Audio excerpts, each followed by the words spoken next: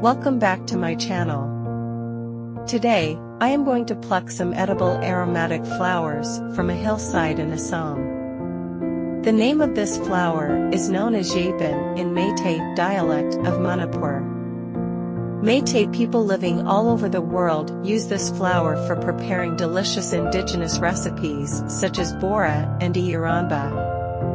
Some researchers have also reported that Yaipan flower and its roots have medicinal properties. This flower is also known as arrow-leaved wild turmeric in English.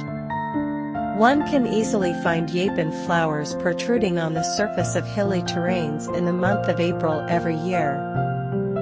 After flowers have got matured, you will see soft stems protruding on the surface. You can also eat the young protruding stem. The young stem has the same taste and aroma just like the flower. They will eventually grow upward and produce arrow-shaped leaves. These leaves have similar shape and aroma of turmeric leaves. During winter season, these leaves will get dry out, but their roots remain alive beneath the soil. During the next spring season, beautiful aromatic flowers will again protrude from the roots. If you enjoy watching my video, please subscribe to my channel and kindly press the bell icon so that you will get update notice from my channel when I share my next video.